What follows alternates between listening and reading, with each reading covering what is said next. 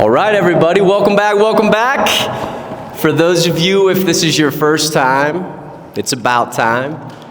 Let me explain to you why we're here if this is your first time with us. So, Gen is a leadership development organization. Our objective is to help individuals connect with their purpose and inspire the confidence necessary to become the best version of themselves. So, we sell several different products door to door. Once a month, we gather together to hear from individuals that are special and who have done incredible things. We have one purpose in mind, and that is to be inspired. And tonight, I believe we have that individual. So let me introduce him.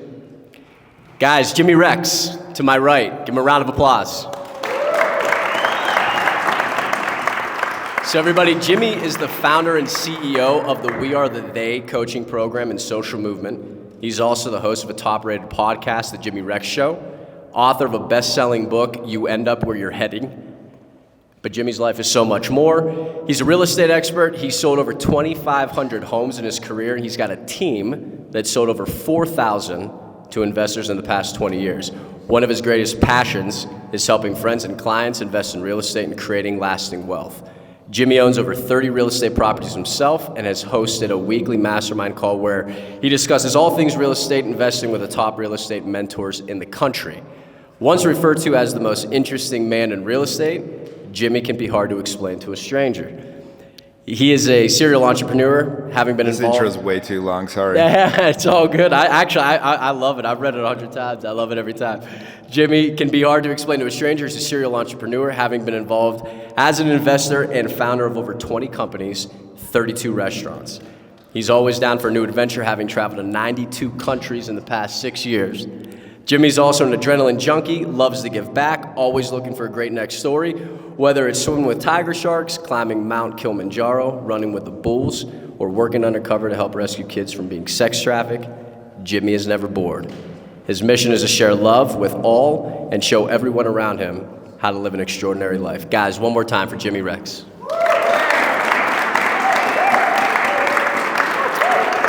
So Jimmy, welcome. Thank you for being here, man. This is a treat. I've listened to a lot of your podcasts. I've looked into a lot of your material, and we're excited. We obviously won't be able to cover it all in an hour, but we've got a lot of leaders, a lot of entrepreneurs that are here with us in the audience, so we want to be nourished by you, man. I appreciate you guys having me out.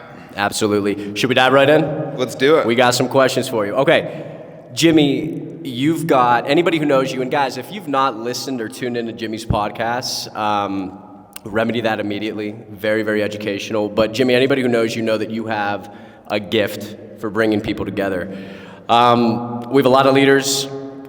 For those who are looking to create a more robust skill set with relationships and helping create that following, what key principles, what key information would you share with these folks? Sure. So, I mean, the cool part about your guys' business is, I mean, anything, when you're in this space, in the door-to-door space, you have the ability to earn so much money. And it's kind of like a gold mine right now. It's, take advantage of that.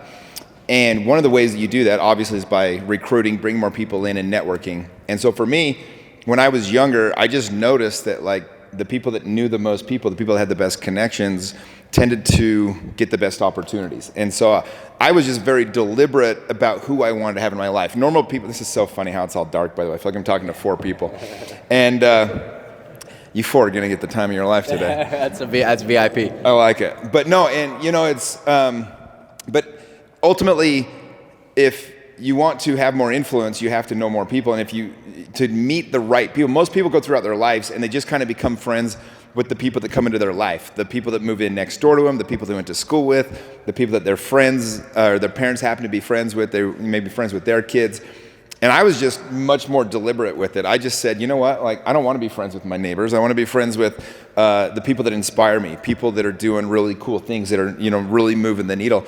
And so I just got really intentional as the first step about networking, about becoming friends with the people that inspired me. And so the first step is to really figure out why that's important to you. And again, in your guys' industry, that's the cool part, is all the people I've met that started in door-to-door. How many of you guys are under age 30? It's pretty much 90% of the crowd.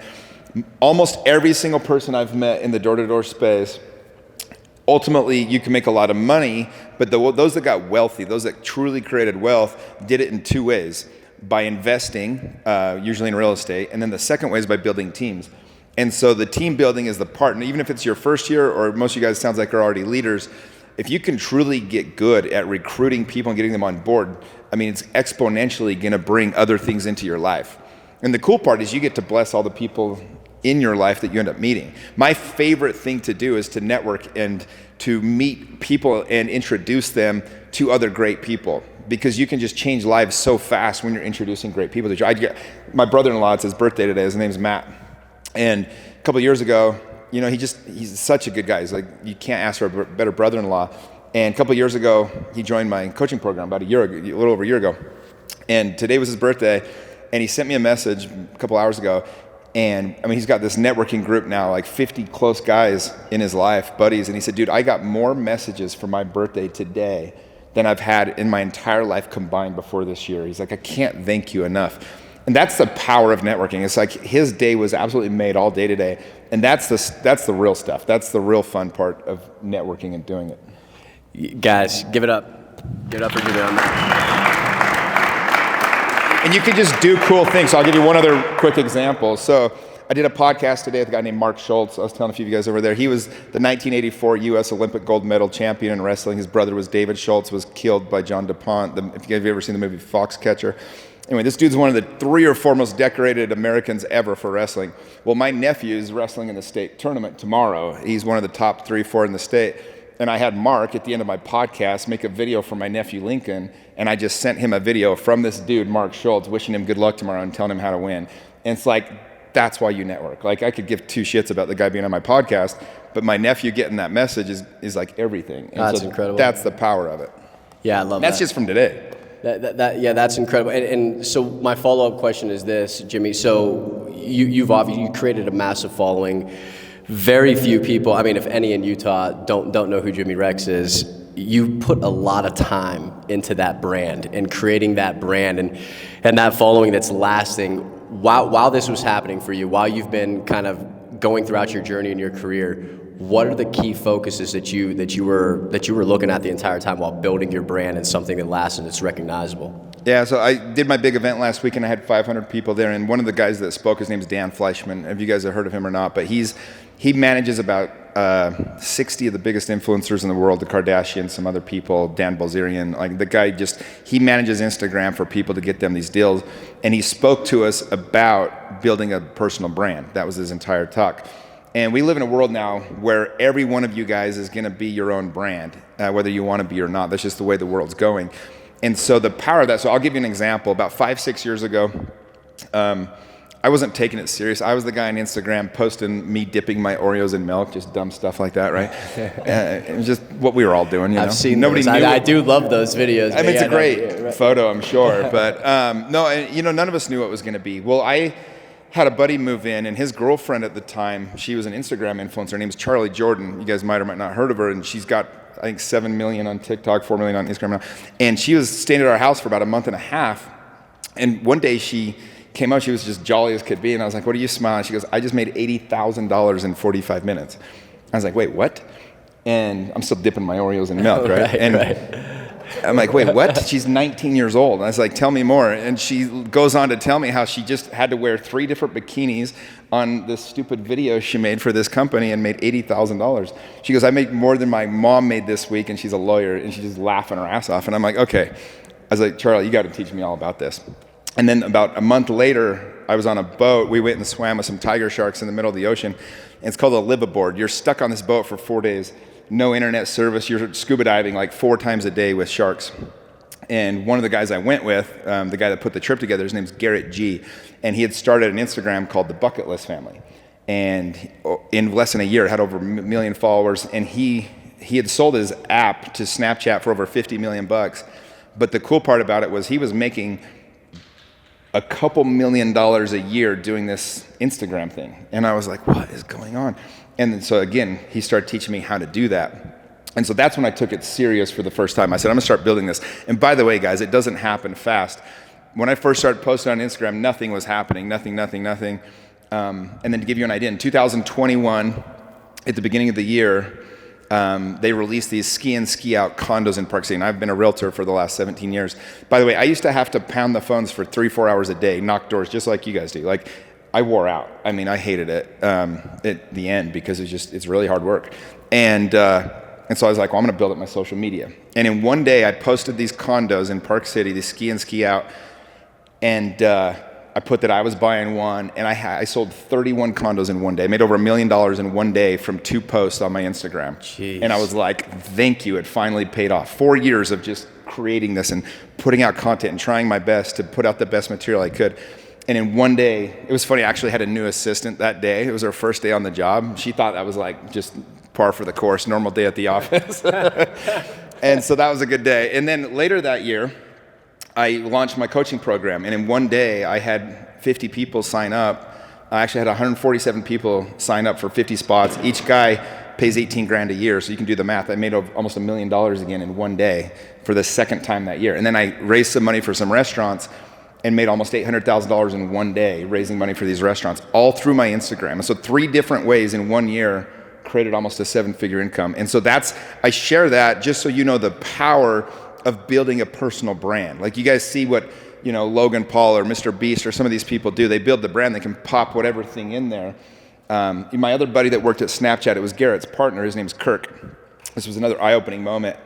And when we were on that boat, on the liveaboard, and he was talking about one of the Kardashians. It's all the same person to me, but like Khloe, Kim, are those right. Same person? Anyway. And he said that she was really mad. He was working at Snapchat after they sold their technology to Snapchat. He had to stay on for 4 years. And they just had a big fight with one of the Kardashian girls. And she was pissed that she didn't get more traction. She said, I should be bigger than this. And they were paying her, why don't you guys guess, per post, they were paying this girl per post $6 million at the time. Oh my goodness. He told me, he goes, and she didn't know this, but she was actually our biggest influencer. She was not getting nearly as much traction as she got on Instagram, so she thought it was a small following, but it was huge.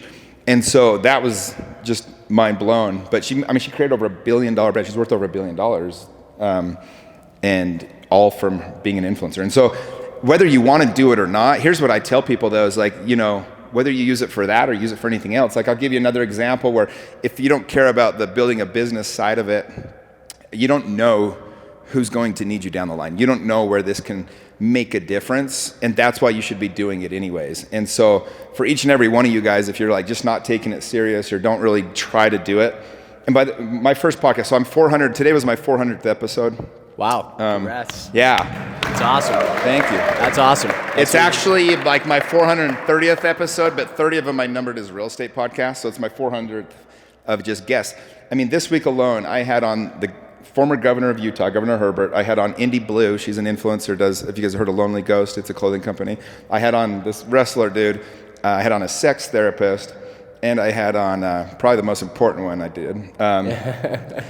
And I had on one of the top Major League Baseball agents in the country. He just got Austin Riley a $212 million contract. Oh, wow. And so, that's in 1 week. But my point of that I tell you that because that's where I can go with it now. I've had Grant Cardone on. I've had Andy Frisell. I've had these big influencers.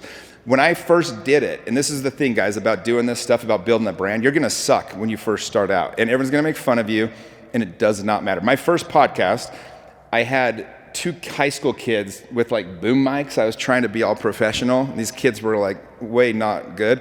And their dad came with, he's like a friend of mine. And the dad is sitting behind the camera. I'm interviewing, get this, James the Mormon, right? This whole podcast is such a joke, it's hilarious. And he's a good friend of mine, so I laugh about it now. But 12 minutes in, I've ran out of questions. I have nothing left to say. And my friend from behind the camera starts asking him questions on my podcast, and he's answering them. That was my first podcast, like complete disaster. And fast forward 6 years, all of a sudden, I can get on anybody I want. And so the point of that is like, get really comfortable with sucking at stuff. Get really comfortable with sucking till you can get something right. Like, and if you do, eventually you actually get pretty good at it. Yo, guys, that's invaluable. One more time, give a round of applause for that answer. Yo, Jimmy, that resonates a ton with me because as you're saying that, I'm thinking, anybody that sees you now, anybody that comes on your show, I mean, I'm sure that you can now pull pretty much anybody you want, but I'm over here sitting like, how do you start? Where does it come from? Is it okay to fail a bunch of times before you get to that platform? Just start. Be okay being embarrassed. So, have anybody here heard of Rachel Parcell? Yeah. She's a big influencer. She actually got rated or ranked, whatever the hell they do with some magazine, the #1 influencer in Utah. She has a clothing line, and it's in Nordstrom now, and she's got a couple $1 million. But when I had her on my podcast, she told me a story. She said she was outside, she was just blogging different outfits, and all of her neighbors were literally making fun of her. They were like calling her and laughing at her, and she was just like, whatever. She had like 4 people watching it, and then next thing you know, I mean, she's making millions of dollars with her own clothing brand in Nordstrom's. And so just be okay having people not understand you. Totally. Love that. We definitely got the next Jimmy Rex out here somewhere. We gotta get our posts up though, that's for sure. Jimmy, one of the things you talk about on your podcast all the time is replacing your fear with courage. There's no room that you can't get into. There's no place that you can't go. There's no experience you can't have now. And my question is, how are you that way? Why are you that way? Were you born that way? Did you develop the skill set, this drive? How did that come about? Yeah, I mean, courage is literally a skill that you can learn. And this is the part where people get confused. They think they either have it or they don't. No, you learn it by doing it. This is a quote that I heard not too long ago. Anyway, the quote was, every problem in your life probably came from a lack of courage. And I was like, damn, that's so true. It's like the relationship you didn't get out of. It's the tough conversation you didn't have. It's the job you didn't quit. It's the doors you didn't knock. It's whatever it is. Most of it comes from a lack of courage. So the question becomes, okay, well, how do I build that muscle, right, of courage? And the answer is to do things that make us uncomfortable every day. I mean, if you think about 2023, it's really easy to be a human. Like, we have very few problems. Think about this. If you're hungry, you can have some jackass kid at your house within 20 minutes with any restaurant in town dropping you off a burrito or a pizza, whatever you want. Like, when in the history of mankind was that possible? I had my car, I was on a date like 2 months ago. My car gets a flat tire. It's a Tesla. I call Tesla, they're like, we'll come pick it up and take it to Tesla. They actually do that for free. I call Uber. I was pretty close to her house when I was taking her home, so I sent her an Uber home, got me an Uber to my house. I was to my house within 40 minutes. They delivered the car to my house the next day. Like, I had the biggest inconvenience, and it sat me back all of like 9 minutes in my life. Like, we live in such an easy time, right? When's the last time you were hungry or cold? Never, unless you chose to be, you know what I mean? It's true. So like with my group last week, I had 250 guys. We took our shirts off and went on a hike up in the mountains to Stewart Falls. You guys look, check out my Instagram, and it's Mr. Jimmy Rex. You'll see the videos we put up. And the truth was, like, it wasn't even that cold. But you do these things. So my point is like things that scare you, things that make you uncomfortable, do them. And every time you do it, you exercise that muscle of being a little more courageous, working through your fears. And what happens is, like, if you guys ever heard the saying, a coward dies 1,000 deaths, the reason why is because most of the things, like our body, our physiology of our body doesn't know the difference between reality or fake, right? It's like when you watch a movie and you get those feelings of like scared or excited. It's because your body thinks it's happening in real time. So if you're afraid and you have fear of doing things and you give into that, your body thinks that's normal. But if you push through that and you constantly are doing, that's why the whole ice bath thing has become so popular. It's like the easiest way to be uncomfortable, right? For some people, that's easy now. Girl I'm dating right now, she can go in an ice bath for like 20 minutes. I'm like, I don't think you're supposed to do that, but whatever. There's a guy that I coach, and I love this man, but he can't get his ass out of bed to get a job. He can't get his shit together, yet he can sit in an ice bath for 7 minutes. And it's like, okay, you're no longer uncomfortable doing that. Like, you need to find the thing that makes you uncomfortable and keep pushing that and keep doing that. For a lot of you guys, it's waking up earlier. For a lot of you guys, it's pushing a little harder on the doors or going an extra hour, whatever that is. That's why fasting's really beneficial. That's why doing these different things is helping us. But find things that make you uncomfortable and do. When I was in college and high school, I had this rule.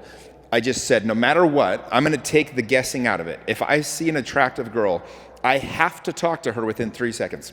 It's not an option. And I went up to all of them. And guess what? 8 out of 10 told me to pound sand. Yeah. But if you do this 10 times a week, guess who had a date twice a week? This guy. You know what I mean? Everyone's like, how does Jimmy hang out with all the hot Nice. chicks? Because 8 told me no, but 2 were like, sure, whatever.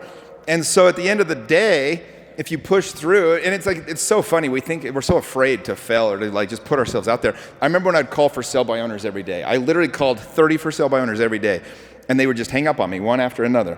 And every single time, I'd done the math. I knew exactly how many I had to call to make so much money. And every time someone hung up on me, I was like, $59, thanks, $59, thanks. Because I knew if I called 30, eventually every 3 days I'd get a deal that would close. Well, one day I was teaching someone how to do it, and we got yelled at. He's like, dude, I'm so sorry. And I'm like, what are you talking about? Who cares? We'll go to the next call. And he's like, well, aren't you bugged that person like yelled at you? And I was like, they don't even know my name. And he's like, yeah, they did. You said it. I was like, oh my gosh. I go, hold on. I call the person back. I'm like, hi. They're like, what? I'm like, you just yelled at me. What's my name? They're like, I don't know your name. I was like, cool, thanks. See ya. Yeah. Like, no one cares. Like, you just deal with it and move on. If you guys hate my speech today, I'm not going to be all upset about it. Whatever. You're going to forget about it in 12 minutes. It's like when you guys post on social media, everyone's afraid, like, what if they don't like it? They will scroll to the next thing. Their attention span is a half a second. Like, if your thing sucks, best case scenario is it sucks bad enough that it actually goes viral. Like, that's the only benefit that can come from sucking. Like, no one cares. You just do it. And like, I put shit out all the time that people don't like. I'm like, oh, I thought that was better than that. I made a vlog. I hired a full-time video guy a couple of weeks ago because I'm trying to go do some other things. I put the vlog up last night. I mean, he probably put 50 hours into it. I'm paying him a lot. Like, this thing's 40 minutes long. It was my entire week vlog. I'm just like, I'm gonna do it every week. There's like 700 views on it. No one even gives a shit. And I'm like laughing. He's like, what do we need to do different? I'm like, nothing. We'll put it out. And if somebody likes it, they like it. Because I know week 1, the vlog, even though to us it was like, oh my gosh, we finally did this. It was like we wanted to have our own little launch party. We were the only ones that watched it. No one cares. But it's okay because they'll eventually like it. Yeah, I know. I love that. It's funny. You were talking about going out and talking to 10 prettiest girls and getting 2 out of 8. I saw more notepads in there the entire time, guys, and you're taking notes. Dude, kids nowadays, it's so funny. They're so afraid to go talk. This is the number one thing that like younger guys come up to me, and I'm like, dude, literally just go. They're like, what line do you use? I said, literally walk right up to them and say, hi, you look like somebody worth getting to know. My name is Jimmy. What's yours? Cool. Are you single? Great, you are. Hey, don't want to bug you right now. I know you're busy. What's your Instagram? Grab their Instagram. Let them see you have a cool life. And I almost just said the F word. I'm so sorry. And call them 2 weeks later. Whatever. It's all good. Yo, hey, that's gospel right there. Write that down. Take it to memory. All you single boys go out and get some dates now. Commit that to memory. Jimmy, I appreciate that. Look, I was combing through some of your podcasts today. I was watching some of these videos. You have a ton, and one of the things that I know is there's a resounding theme. You love giving back, and it's not lip service. Like, you don't really ever stop talking about giving back. In fact, one of the quotes here says, "Those who say the money can't make you happy just haven't given enough of it away." That's a quote from you. How has this, your experience in life and your ability to give back to people, how has it blessed your life? How has it changed your life to have this mentality that you want to give back constantly? Because it's one of the main things you talk about. Yeah, the quote is, people that say that money doesn't buy happiness haven't given enough of it away, right? And the point of that is like, people always say like, well, what drives you to do it? And it's like, well, have you ever done it? It's actually really fun to do those things. Like, if you've never left a $1,000 tip to your waitress, you're missing out. That should have light up your world, like, or $100 even, or whatever. Those are some of my favorite moments, is when we do these little things.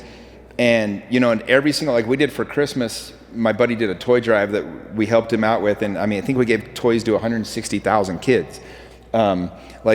I had people showing up, like literally we had too many toys. We literally all blasted our Instagrams, like, guys, we need more people to come take all the toys. We have way too many. We had a warehouse full. It was the size of this thing. And we just had single moms and people, and they're like, well, I'm not like a charity, but I don't have any money for my kids. We're like, show up. And they're backing their truck in and walking, and it was just like, it was one of the best days of my life. And like, if you've never had the chance to do some of that stuff, or you don't do enough, it's just honestly, at the end of the day, it's just a really fun way to live. Jimmy, what happened throughout the course of your life that gave you that itch, man? Because again, you get a lot of people that are very, very successful, and maybe to some degree they give back, but they're not on this possessed mission. Is there something in your life that... I think I had like little moments. I remember one time when I was a kid, like I got in trouble a lot, spent a lot of time in the hall. Principal called my mom a lot, had a lot of sit downs. And I remember one time, just at recess, we helped this handicapped kid. He just never hung out with anyone. We helped him. We played basketball and helped him win the game and everything, and how happy he was. And I remember, that was the only call my mom ever got that was positive on me. And she was like crying and just things like that. I don't know, these little moments when you're like 10, Or I remember doing a sub for Santa, and they were trying to raise money, and I brought like all my money. It was like $7 or something, and gave it away. Just that feeling of like feeling good about that. And so I don't know, I think it's a skill that you learn. I think as you give more away and you help more people do that. Last Friday we partnered with Tim Tebow's organization. It's called Night to Shine, and we did a special prom for kids that have special needs. And we had over 100 special needs kids there, and 200 of my friends. We threw this huge prom, and the whole thing, red carpet, limos. Oh my gosh. And it was it was probably the funnest night I've had in 2 years. And so I guess selfishly, I love to do that stuff because it's so fun to do it. It feels so good to do it, and it just creates a fun way to live. And so I do make it a very important part of my life to do that. And by the way, a lot of people try to criticize me because we started a thing called the $100 Dinner Club a couple of years ago during the pandemic. Saw that. And I'd get anywhere from 10 to 100 of my friends together, and we'd go to a restaurant that stayed open, and we'd all bring $100 for the tip. And then we'd give it all to the waitress at the end. And we would film it and put it on social media so that we could start a movement. And what happened is within a month, we had hundreds of people all over the country doing this. A person in Colombia did it. A person in Germany did it. I mean, we had people everywhere, and the news covered it. And some people had come at us, and they're like, if you guys really cared, you wouldn't share it. I was like, no, dumbass, you guys just share bad news all day long. We share good news. I'm like, I don't care if you don't because I share it. But guess what else just happened today, minus you being a troll on the internet? Some lady in Kentucky just posted about her $900 tip she got. And guess what? I wasn't in Kentucky today, but somebody watched our Instagram, a realtor, and decided to take that to Kentucky. So a single mom just took home $900 today that she needed. So I don't really give a shit that you think I'm doing it for the publicity. So that's my point.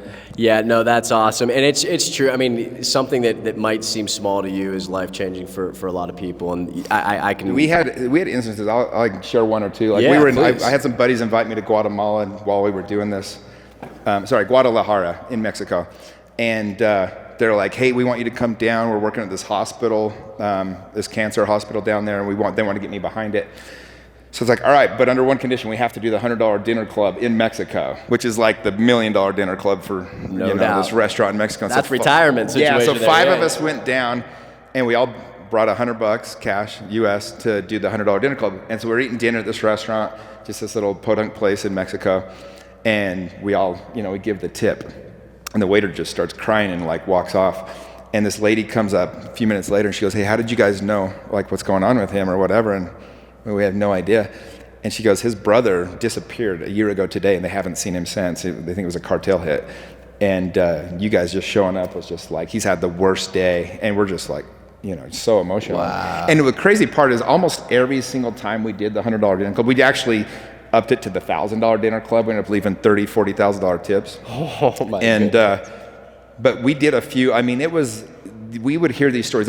She's like, I'm bawling right now. I got to tell you the story. The girl that you guys gave that tip to last night, she said, you have no idea what she's been through. She was raped when she was 15, got pregnant, decided to keep the baby. The baby's deaf, and she just spent her entire savings getting the baby hearing stuff. Oh my God. And it's crazy. And she's like, you guys literally show up the week that happened and just gave her thousands and thousands of dollars. Wow. And we heard story after story like that. And so it's when you're doing that, it's geez. By the way, working is really hard. Getting on the doors is really hard. It's hard to convince yourself. Sometimes you don't have a big why. You guys have all your needs met. You got all the shoes you want. You got a decent car. You got enough money for nice dates, couple vacations. It's really hard to motivate yourself when you're only doing it for yourself. So you have to get past that. You have to get past just doing this for me. So when you start to do some of these things, and by the way, you guys, you should give enough money that it hurts. That's how you know you're giving enough. When you're like, shit, this kind of hurts. That's when you know you're giving enough. And that's a different number for everybody. But when you're doing that, all of a sudden, it is a little easier to stay on the doors. It is a little bit more motivating. When you remember the girl that just got that tip, or you remember the kid that was being bullied that you guys showed up for and changed his life, like all of a sudden, it gives meaning to what you're doing. It's a lot easier to work for those people than it is for yourself. Yo, that means a lot. I can only imagine, because you never know what anybody's dealing with. You show up in a situation like that and bless somebody, it's massively impactful. Jimmy, I got to know real quick, what's your favorite restaurant to eat in town? Because I'm about to go serve there, and I'm hoping I get you on a night where it really hurts. Me and my buddies are opening a new restaurant. We got a couple in Vegas that we own, but we're opening a new one called Las Botellas here in about a month. Okay. In Riverton, and so you guys will have to go check it out. That's going to be my favorite once it's open. We'll look for it. We'll definitely make it a point. Yeah. As I'd mentioned earlier on, Jimmy, and I appreciate those stories. That's incredible. Moves us all. I mentioned before, one of our major objectives is to connect people with their purpose, and you're a man of purpose. So I've kind of twofold question here. When do you feel most fulfilled in kind of working in your life's purpose, and what advice would you give those to connecting to their own? Yeah, so the one thing, this is probably the most common question that people come, because they can tell that I'm living with purpose. And I asked them, I said, well, how much effort have you truly given to figure out your purpose? Most people spend more time planning a vacation than they do planning their life, right? They don't even know their purpose. So for me, when I really decided, I'm going to find out my purpose, I spent a week straight trying to figure this out, almost full days, and I came up with a new purpose for my life. And that was, the purpose of my life is to share my tremendous love with all of God's children, bringing happiness to others through my playful soul, and by being an example of living an extraordinary life. And I came up with that because that was my guiding mission now for how I'm going to live. But that took me a week straight of digging into my past, going into my future, talking about what I want to do, what impact I want to have. And so for most people, I'd say it's as easy as actually spending some real time on it. Really sit down and get with that question and figure out, what is my purpose? What am I trying to do here? What would make my life impactful? A question I always ask people when I start coaching them, I say, a year from now, what would make it worth it for you, where you could look back and be like, wow, I'm so glad I did that? What would your life need to look like to know that you got value out of this? Ask yourself that question. 5 years. This is the question that all of you guys should write down if you haven't figured this out. If everything in your life went right for the next 5 years, like there's no barriers, there's nothing that's going to stop you. If everything went your way for 5 years, what does your life look like? And if you can't answer that question super clear, then you got work to do to figure that out. Because if not, you're just going to take whatever comes into your life. You got to get crystal clear on that question. Yeah, I love that. That's huge. That's super insightful. Jimmy, on the same lines, I follow you. I watch a lot of your social media content. As I mentioned, I've been kind of digging into you the last few days. As much as you are a man of purpose, you are a man of influence for sure. You've got a couple groups of guys that you coach. You've got a lot of people that follow you. And I've seen some of the things that you guys do. And to essentially get people's minds to the place where they have that trust with you, where they have that freedom with you and that availability to kind of step outside that box and grow, that is definitely influence. That's mastering the art of influence. And everybody in this room, that's what we're here to do. So give us some tips, give us some keys on how we go down that road and emulate kind of what you've done. Yeah, number one is first getting yourself to a place where you're not coming from ego or pride or any of those things, really doing the work on yourself first. And then honestly, if you truly love people, truly loving them, you can actually influence them because they know that you only have their best interest in mind. And so with the guys that I coach or with my friends and family, people that, I guess I have influence over, it's literally just loving them. And loving them sometimes means when nobody else will have the tough conversation with my friend, I'm the one that does. One of the best things I can tell people is have really strong boundaries in your own life. Get really good at having boundaries around owning your space. If you don't want to do something, don't do that thing. And if you want to, people to trust you, always tell them how you're feeling around those things, because then people know, okay, this dude has my back. I can trust him. When I was a kid, I used to go to my friends' houses, and you ever been to that friend's house? His dad's always kind of in a weird mood. You don't know if he's pissed or what, and you're kind of just, you went there because they had the best food, but you're kind of regretting it kind of thing. They called that the Robinson household in my neighborhood. Dude, I'm telling you, and I just was when I'm older, I just don't want to be that guy, And so I'm just very upfront with people. But when you're trying to influence people, they have to know you care. That's the real trick of it. And so going out of your way, and you can't fake that. Like one of the things where rich people get in trouble is they try to outsource their relationships. They try to outsource. This is why you always see rich guys like with, hookers and stuff, or you see them like their kids won't talk to them because they've tried to outsource that relationship. They've tried to be like, well, I can just use my money and influence. You can't. If you want someone to love you, you have to spend the time to get them to fall in love. If you want your kids to love you, you have to spend the time to show them you care. If you want people, friends, or people you're coaching, or people that you're, head over to actually love you and care about you, you have to put that time in. And if you don't do that, you just won't have that real relationship. You won't have any true influence over them. It's one of those things that rings a bell for me as well. I feel like I've been in a million situations where I want to be heard, and I want somebody to listen to me, and all too often the person across from me is just waiting for their turn to speak. And so it's more than just lip service, that influence, like saying that you'll be there for somebody and you'll be in the trenches and actually doing it are different things. And I do believe that once you walk the walk, that influence kind of takes care of itself. So yeah, like be the person that does what they say they're going to do. I think that's the most important thing I can say. Like you'll open more doors and keep those doors open by simply doing what you say you're going to do. That's probably all the most successful influential people I know, they just do what they say they're going to do. Yeah, I love that. Invaluable. Jimmy, I want to switch gears a little bit. I want to talk about emotional intelligence. Emotional intelligence is something that you talk about on some of your podcasts. I know that in the workplace right now, it is more important than ever to be aware of this. Give us some pointers on how we can be better in terms of our emotional intelligence with the people that we deal with. Yeah, first thing is you can study it. Like I would read books about this. I used to read 50 to 100 books a year. I'm so grateful I wasn't born when the time you guys were, because I would have listened to every dumb podcast. I'd have known every murder in the history of the United States. I'd have wasted all my time with that. I would have had 9 different sports podcasts. I'd have known who the backup quarterback for South Carolina was going to be. But I didn't. So I read books and read a lot of different books, and that's how you learn how to become socially intelligent, honestly. And then, honestly, trying to be around other people that have a high social IQ, people that have that emotional intelligence, where you can read a room, you can read a person, and then having really good people around you. I think the most important thing I've ever done is surrounding myself with great people. And by the way, getting rid of people that don't have that EQ. I'll give you one quick example. I have this kid that I was mentoring. I love him, but he does not have a high emotional IQ, and God bless him, but I let him move into my house for like 2 weeks, and we'll just say I woke up to the cops, him being stabbed in the arm, some girl on Tinder trying to rob him. It was just... Wow. My point of that is... Yeah, party at Jimmy's. Yeah. But like my point of this is like if you let people stick around you that like aren't going to help build you up, like ultimately all the people that do have influence will start to distance themselves from you because they don't want to be around those people either.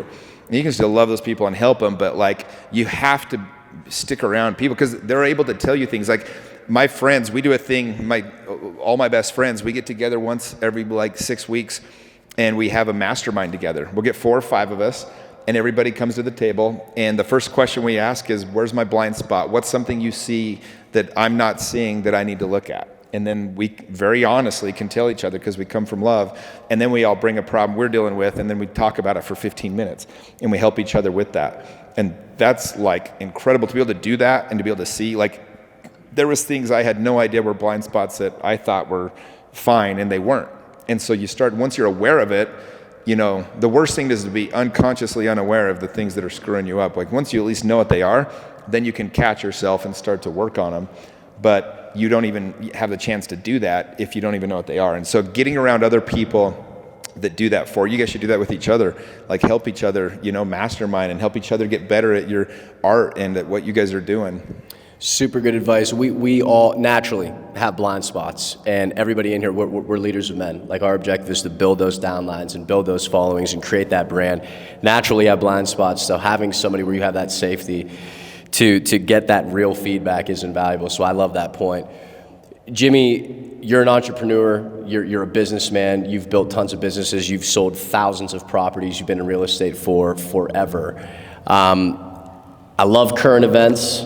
Love knowing what's happening right here, right now. Over this last year, what would you argue is the most important lesson you've learned in just some of the business dealings that you've been involved with?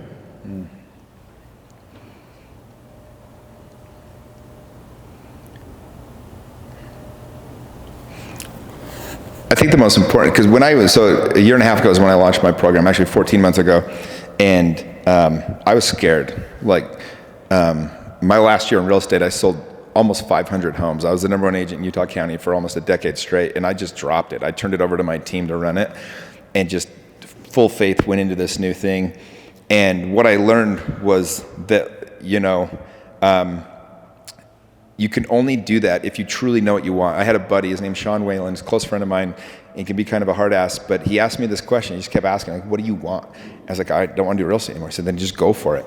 And so I ask you guys that question. I think the most important thing I learned in the last year is just to be very direct on that question. Like, what do you want? Like, are you doing what you want? And are you really giving everything you have to what you're doing? Like, figure out what motivates you, get crystal clear on that. You guys literally have a gold mine in front of you. Like, if they had solar when I was younger, I would have been the #1 guy over everything. I would have had so many. I was selling meat door to door out of the back of my truck, you guys. That's what I had to sell, okay? You sold meat? Steak and chicken, yeah. I filled up my freezer every day and hawked steak and chicken. Nebraska Meat Network, that was the name of the business I started. My tagline was, nobody beats Jimmy's meat. Played better in Salt Lake than in Utah County. Unreal, yes. That's a true story. I made like $270 a day, and I was the best. I'm like, oh my gosh, I am rich. Donnie, we got to put that on a shirt. I'm going to retire my mom. We got to put that on a shirt. Dude, there was days when I got so bored of selling steaks of chicken and steak, I said, I'm going to just try to sell the freezer today.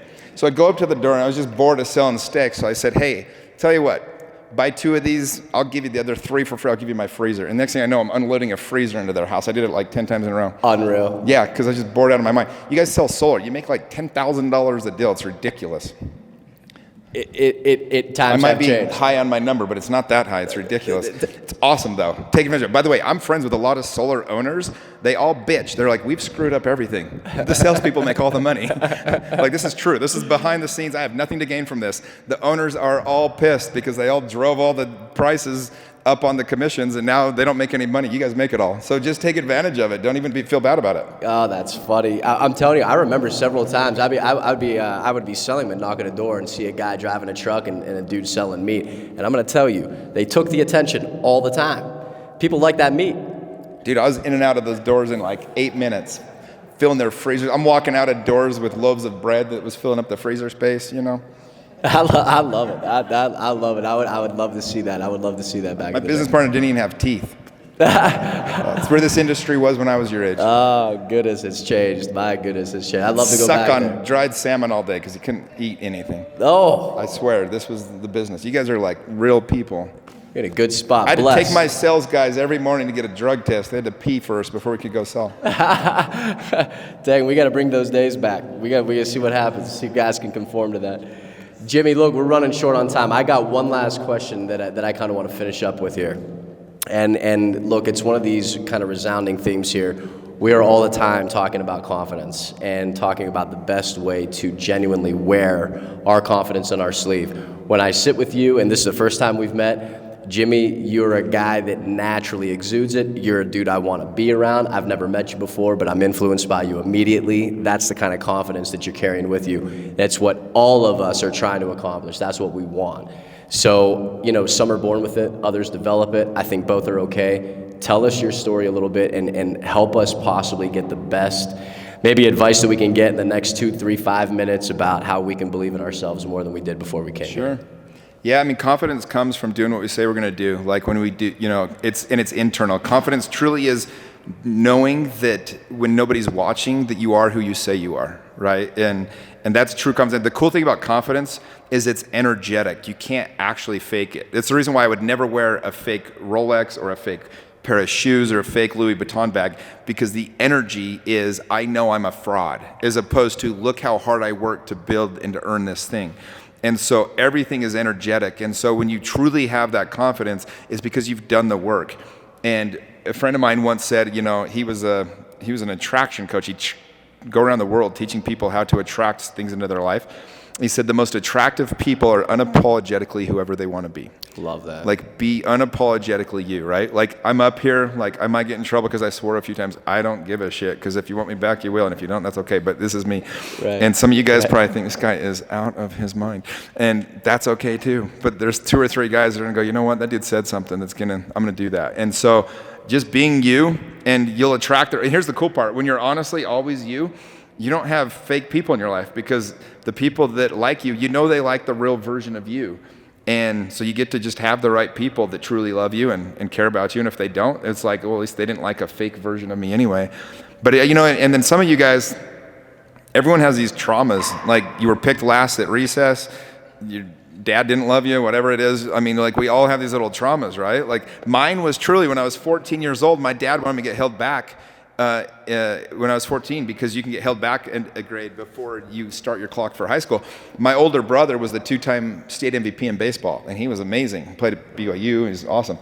I wasn't that good. I was like the 9 hitter, and my dad wanted me to get held back because he thought in his mind, like, he got so much significance out of my brother being the best player, so he thought maybe I could be better. And ultimately, I stood up to him, and as a 14-year-old, I said, Dad, I don't want to get held back. I'm going to go forward. Like, I'm an October birthday, and I'm a pretty smart kid. This is ridiculous. And he looked at me dead in the eyes. He said, Kay, just so you know, you're not good enough. You won't play ever again. And I wrote under my hat, you're not good enough. And I wore that for 3 years. Now, when I'm older, I was doing a meditation. I saw my hat, and I realized, oh my gosh, like, I know the power of words and affirmations. I'm like, really screwed myself on that one, right? And that's where I became an achiever and always was trying to do things for the wrong reasons, fear of not being loved, fear of not being enough. And I kind of healed it that day when I saw it and was able to realize, like, oh my gosh, and like this, like, had this voice that was basically like, hey, this served you, it no longer does, let it go. And that was because I was doing the work. I was trying so hard to just become a better version of myself. And so I was able to see this thing that was running. And, Carl Jung has a really good quote. It's like, when we let the unconscious rule our lives, we will think that, we'll call it fate and think it's just how it's supposed to be. Something like, I just butchered the hell out of that. But anyway, the point is like, a lot of times we don't even know what's screwing us up or what's making us not confident. So do the work. Like, spend some time alone. Go on walks, meditate, pray. Do those things to figure out what's running the software the wrong way, and go heal that thing. And then all of a sudden you'll realize, like, you just are enough, and you just deserve to be loved, and you can really be yourself and not worry about anything else, I guess. Man, I love that. You are enough. That's something that really stands out to me, man. Jimmy, you've done a lot of things. You influence countless individuals. Everybody in here has definitely privileged from having you be here. Guys, follow Jimmy Rex. Make sure you are looking at his podcast and all his material that he puts out. And the next time you buy a house, don't buy it from anybody else, man. You now know Jimmy. No, I appreciate it. And by the way, if you guys ever have questions or anything, like, one thing is I respond to everybody. Like, I answer all my own messages, and I truly love to help people more than anything. It's my favorite part of just doing what I'm doing. And so if you ever have questions, if I can help you with anything, just send me a DM on Instagram, Mr. Jimmy Rex, and I'm happy to help. As long as it's like a real question, then I'll answer it. So, Jimmy, that's incredible. Guys, give him a round of applause. Jimmy, we appreciate your time, man. This has been awesome. Thank you, man. Appreciate it. This is fun.